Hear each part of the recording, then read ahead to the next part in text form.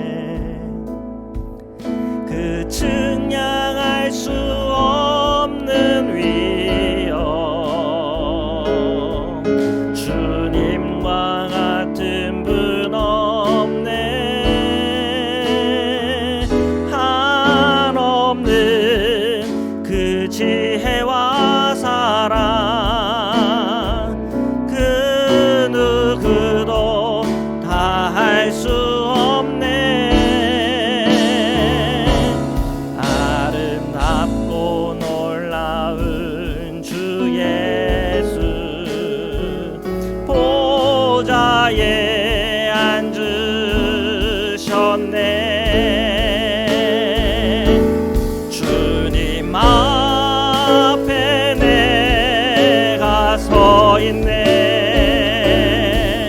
주 앞에 내가 서 있네. 주는 거룩하신 하나님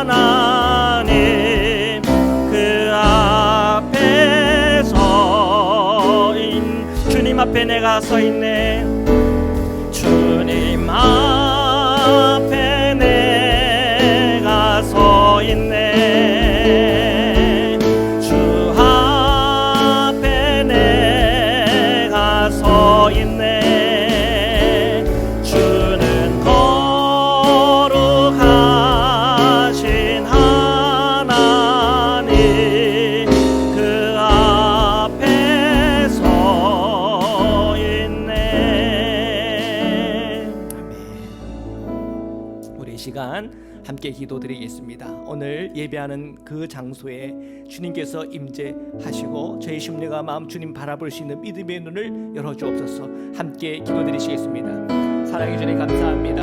오늘 수요일 예배하는 우리 모든 성도들의 심령과 마음속에 살아계신 하나님을 체험하고 경험하게 하소서. 날마다 주님 앞에 서 있는 기쁨과 은혜 가운데 저희들을 서게 하여 주옵소서. 하나님의 사랑에 늘 저희들이 붙들려 나가게 하여 주옵소서. 저희의 영의 눈을 열어 주옵소서. 살아계신 하나님을 체험하고 경험하게 하여 주옵소서.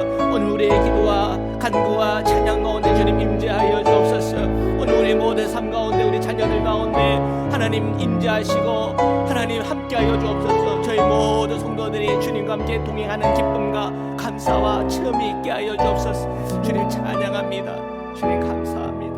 역사하여 주옵소서. 아멘. 주님 감사합니다. 아멘. 사랑의 주님 감사합니다. 오늘 이 밤에도 살아계신 하나님 앞에 나와 예배하는 우리 성도들의 심령과 마음 위에 임하소서. 저희들의 믿음의 간구와 기도 가운데 응답하여 주옵소서. 하나님, 저희들 하나님의 사랑 안에 거하는 그리스도의 제자로 서게 하시고 하나님의 자녀답게 빛의 자녀로서 저에게 주어진 모든 삶을 승리하며 살아갈 수 있도록 축복하여 주옵소서.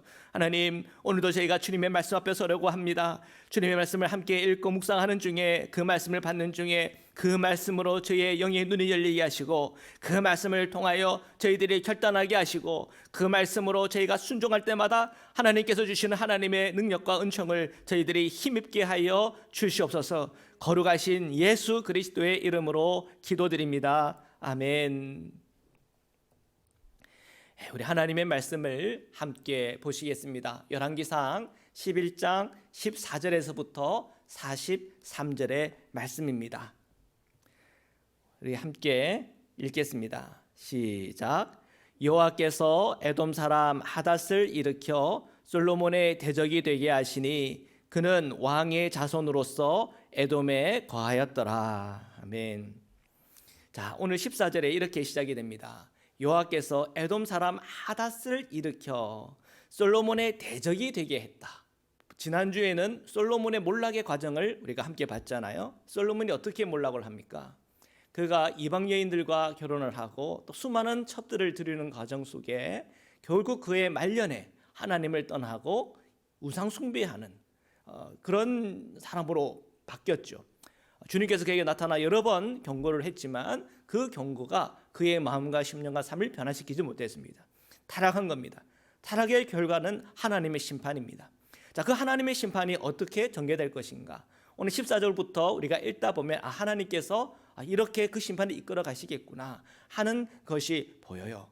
자, 그 중에 3명의 솔로몬의 대적자를 보여주시는데 그 중에 첫 번째 대적자인 이 하닷을 지금 우리에게 보여주고 있는 것입니다. 자, 거기에 대한 더 자세한 얘기가 뒤에 이제 전개되는데, 자, 이 하닷은 어디 사람이라고요? 에돔의 사람이에요. 에돔 사람.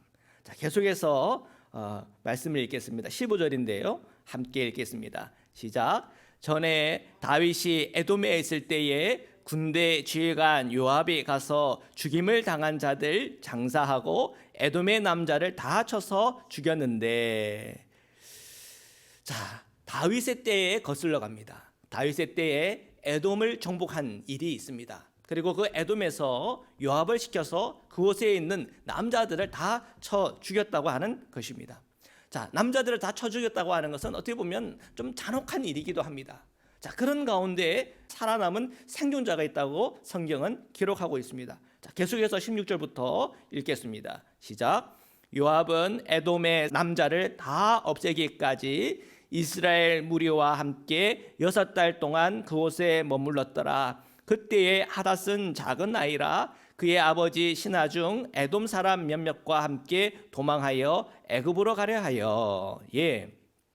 지금 이 다윗의 때에 에돔을 정복하고 또 그곳의 남자들을 다 죽이고 있는데, 자, 그 중에 에돔 왕의 아들이죠, 왕자겠죠. 그 왕자였던 하닷이 아버지의 신하들과 함께 이 애굽으로 도망을 간 거죠. 자, 그런데 이제 그것이 그 사건이 발단에 대해서 이 하닷의 마음에는 어떤 마음이 있겠습니까? 이스라엘을 향한 적개심이 있었겠죠. 그래서 그가 이스라엘의 원수로서 사실 자라나는 그런 배경이 되는 겁니다. 자, 계속해서 말씀을 읽겠습니다. 18절입니다. 시작. 미디안을 떠나 바란에 이르고 거기서 사람을 데리고 애굽으로 가서 애굽 왕 바로에게 나아가매 바로가 그에게 집과 먹을 양식을 주며 또 토지를 주었더라.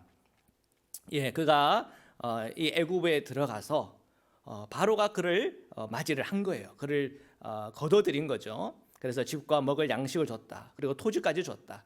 그러니까 망한 이 에돔의 왕의 아들이지만 그를 선대한 겁니다.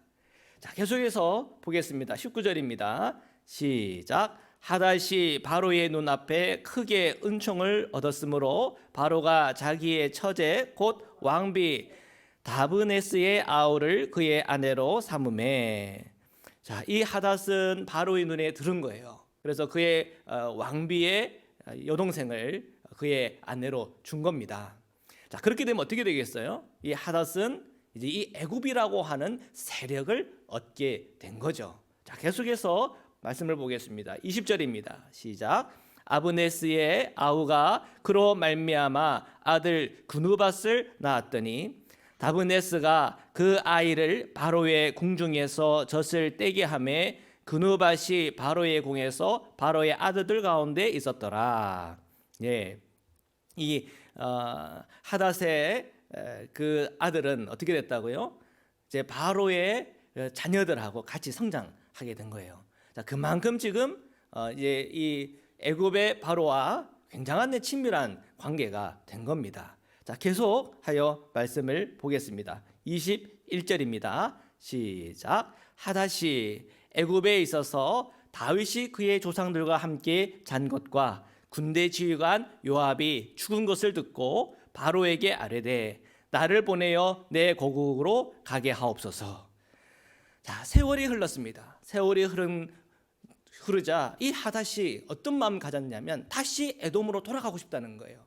자, 에돔은 과거에 다윗의 때에 멸망됐고 비참한 함을 체험하고 경험한 땅이에요. 그런데 이 하닷은 어떤 마음이 있었냐면 그 이스라엘에 대해서 복수하고 싶은 그런 마음이 있었던 것 같아요. 그래서 내가 다시 한 번 더 아버지의 그 에돔을 내가 일으키겠다. 그 마음에 그런 열망이 일어난 것 같아요. 그래서 그가 애굽 바로에게 구하는 겁니다. 나를 보내어 내 고국으로 가게 해주십시오. 다시 저 에돔 땅으로 보내주세요. 제가 이 에돔을 다시 한번 일으켜 보겠습니다. 그런 거예요. 자, 계속해서 읽겠습니다. 22절입니다. 시작. 바로가 그에게 이르되 내가 나와 함께 있어 무슨 부족함이 있기에 내 고국으로 가기를 구하느냐? 대답하되 없나이다. 그러나 아무쪼록 나를 보내옵소서 하였더라. 자, 지금 이 하닷의 마음은 뭔가 좀 숨기고 있는 것 같이 느껴지지 않습니까? 그도 야망이 있고 또 그도 상처가 있고 아픔이 있는 거예요. 내 아버지의 땅, 내 아버지가 다스렸던 그 에돔을 한 번도 잃어버린 적이 않은 거예요. 그가 그 마음속에 늘 에돔 땅을 품고 있었던 것이죠.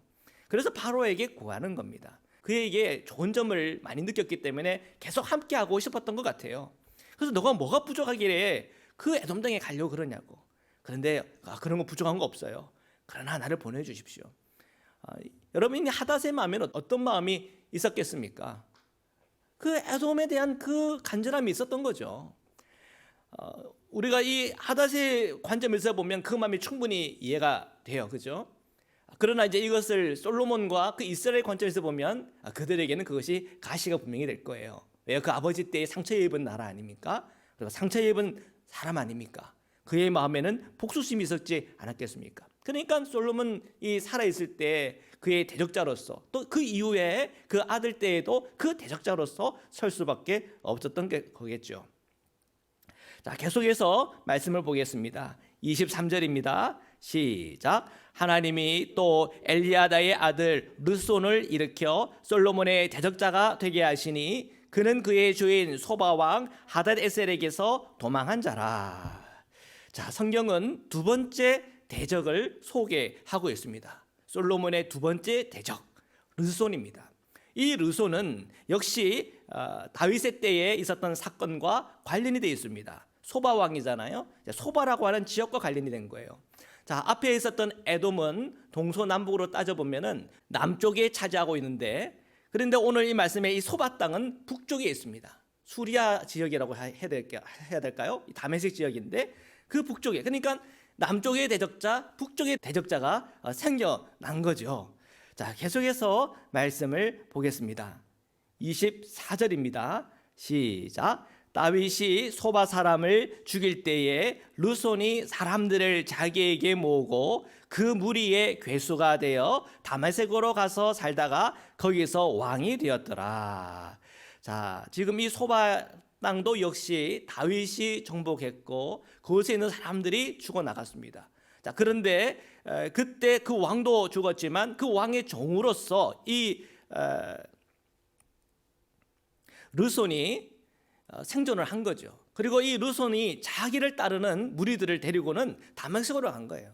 자, 그 다메섹에서 그가 왕노릇 하기 시작한 거예요. 그러면 이제 세력이 이렇게 생기겠죠. 자, 계속해서 말씀을 보겠습니다. 25절입니다. 시작. 솔로몬의 일평생에 하닷이 끼친 환난 외에 르손이 수리아 왕이 되어 이스라엘을 대적하고 미워하였더라. 아멘. 자, 이 솔로몬의 일평생 대적 둘이 있는데 북쪽과 남쪽에 있는 겁니다. 북쪽에는 수리아 지역인데 르손이, 그리고 남쪽에는 에돔 지역인데 하닷이 그에게 대적자 노릇을 한 것이고, 그 이후에도 이제 북과 남이 이 이스라엘을 압박하는 그런 대적자로서의 역할을 한 거죠. 자, 근데 이 모든 이 이스라엘의 위기와 어려움이 어디서 온 겁니까? 결국은 솔로몬의 죄에서 오는 겁니다. 솔로몬이 하나님으로부터 떠났기 때문에 하나님은 그 대적자를 들어 그에게 경각심을 주고 또한 그 땅에 있는 백성들에게 경각심을 주는 겁니다. 너희들이 주님을 떠났을 때 이런 어려움과 환난이 닥치는 것이야. 주님을 바라보고 주님의 방법대로 나라를 세우고 주님을 따르면 내가 너희들을 평탄케 하고 복을 줄 거야. 하나님의 백성들은 하나님을 바라봐야 돼. 하나님 말고 다른 것을 바라보면 이렇게 어려움이 오는 거야. 주님은 이 말씀들을 통해서 우리에게 주시고 있는 거죠. 자, 계속해서 말씀을 보겠습니다. 26절입니다. 시작. 솔로몬의 신하 느밧의 아들 여로보암이 또한 손을 들어 왕을 대적하였으니 그는 에브라임 족속 스데라 사람이요 그의 어머니 이름은 수르아이니 과부더라. 자, 이제 세 번째 대적자는 내부에서 나옵니다. 이 여로보암이라고 하는 이 사람이 나오는데 그의 세 번째 대적입니다. 27절부터 읽겠습니다. 시작. 그가 손을 들어 왕을 대적하는 까닭은 이러하니라. 솔로몬이 밀로를 건축하고 그의 아버지 다윗의 성읍이 무너진 것을 수축하였는데 이 사람 여로보암은 큰 용사라. 솔로몬이 이 청년의 부지런함을 보고 세워 요셉 족속의 일을 감독하게 하였더니, 여로보암은 당시에 큰 용사였는데 이 솔로몬 눈에 띈 거예요. 그래서 이 솔로몬의 신임을 얻고 이 여로보암은 요셉 지파, 그러니까 이게 결국 에브라임 지파의 대표가 된 거죠. 그래서 에브라임 지파를 대변하여 그들을 감독하고 그들을 치리하는 일을 이 여로보암이 하게 된 겁니다. 자, 그 과정 속에서 어떤 일이 생겼을까요? 사람들은 물론 솔로몬이 이 여로보암을 마음에 들어 했듯이 그 에브라임에 있는 사람들도 역시 이 여로보암을 마음대로 했을 거란 말이에요. 자, 계속해서 말씀을 보겠습니다. 29절부터 읽겠습니다. 시작. 그 즈음에 여로보암이 예루살렘에서 나갈 때 실로 사람 선지자 아히야가 길에서 그를 만나니 아히야가 새 의복을 입었고 그 두 사람만 들에 있었더라. 아히야가 자기가 입은 새 옷을 잡아 12조각으로 찢고. 자, 이 여로보암이 예루살렘에 들려서 뭐 왕의 명을 받았든지 했겠죠. 그리고 이제 자기 그 일하는 터로 가려고 하는 그 와중에 이 아히야라고 하는 선지자를 만나요. 근데 이 아히야는 새 옷을 입고 있었는데 갑자기 이 새 옷을 북북 찢는 겁니다. 12조각을 냈어요. 그러면서 그 중에 10조각을 이 아히야가 이 여로보암에게 준 거예요. 자, 그 다음에 어떻게 전개가 되는가 계속 보겠습니다. 31절부터 읽겠습니다. 시작. 여로보암에게 이르되 너는 10조각을 가지라. 이스라엘 하나님 여호와의 말씀이 내가 이 나라를 솔로몬의 손에서 찢어 빼앗아 10지파를 내게 주고 오직 내 종 다윗을 위하고 이스라엘 모든 지파 중에서 택한 성읍 예루살렘을 위하여 한 지파를 솔로몬에게 주리니. 자, 새 옷을 북부 12조각으로 찢고 10조각을 이 여로보암에게 주면서 이것은 의미가 있다는 거예요. 무슨 의미예요? 그 12 지파 중에 10지파를 여로보암에게, 그리고 나머지 2지파, 그 2지파가 어디겠어요? 유다와 베냐민이겠죠. 그 2지파를 솔로몬에게 주겠다. 누구를 위하여? 다윗을 생각해서. 자, 왜 이런 일이 생기나요? 솔로몬의 폐역 때문에. 솔로몬이 하나님을 떠났기 때문에 이 모든 일이 생기는 것이요. 이것이 하나님께서 하시는 일임을 바로 이 아히야 선지자의 입을 통하여 우리에게 말씀하고 있는 것입니다. 자, 계속해서 말씀을 보겠습니다. 33절 읽겠습니다. 시작. 이는 그들이 나를 버리고 시돈 사람의 여신 아스다롯과 모압의 신 그모스와 암몬 자손의 신 밀곰을 경배하며 그의 아버지 다윗이 행함같이 아니하여 내 길로 행하지 아니하며 나 보기에 정직한 일과 내 법도와 내 율례를 행하지 아니함이니라. 아멘. 예.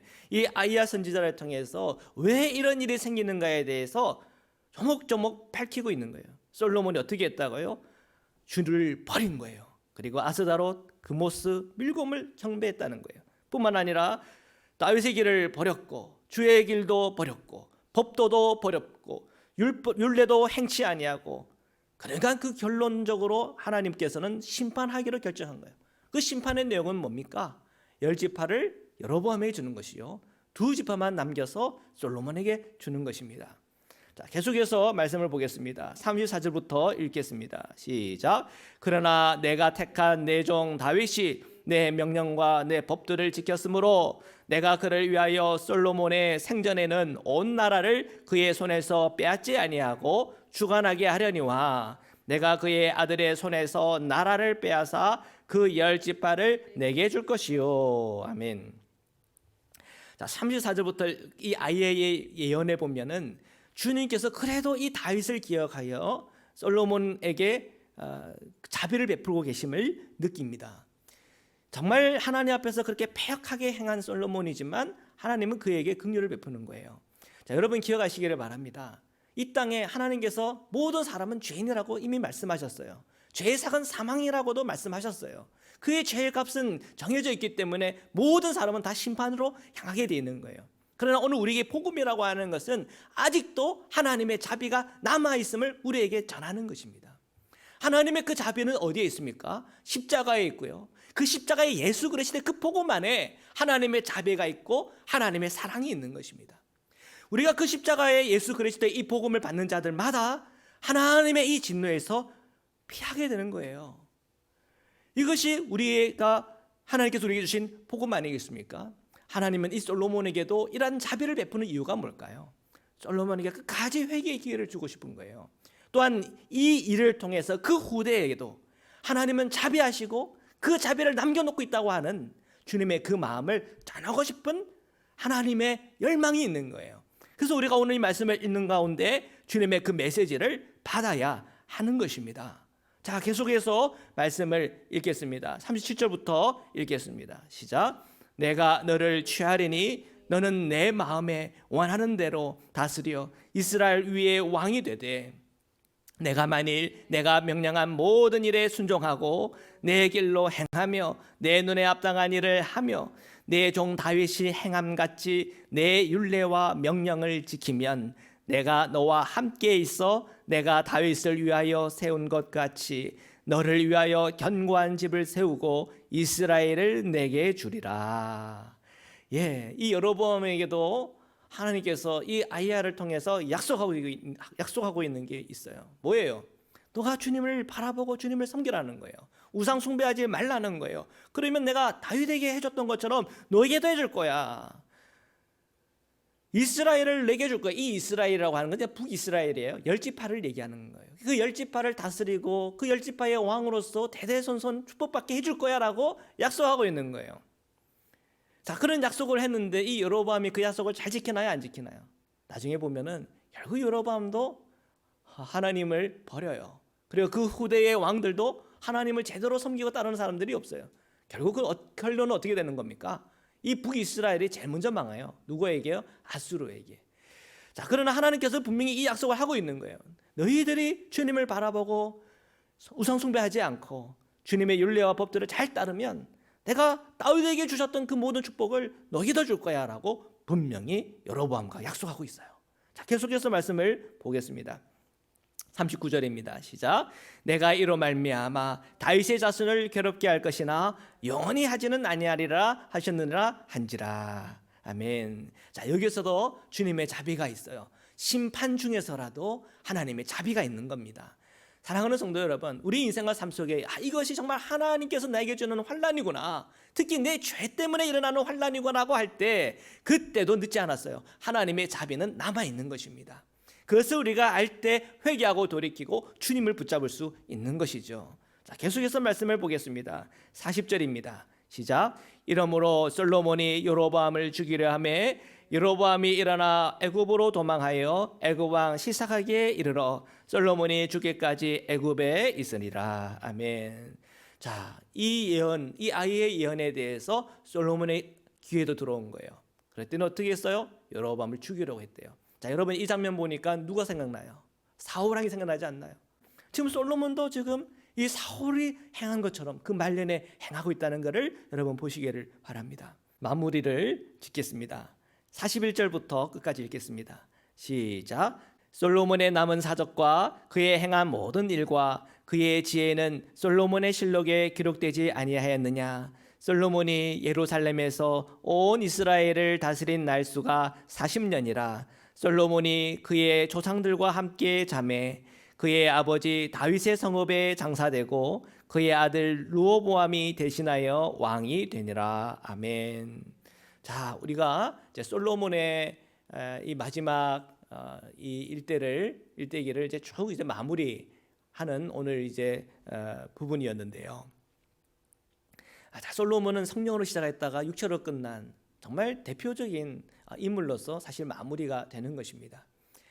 그가 말년에 결국 하나님을 떠나고 우상 숭배에 빠졌을 때 하나님은 그에게 심판을 예언하고 또한 그 예언은 그대로 이루어지는 것이에요. 사랑하는 성도 여러분, 오늘 우리 성도님들이 주님의 그 마음과 주님의 뜻을 헤아리기를 축복합니다.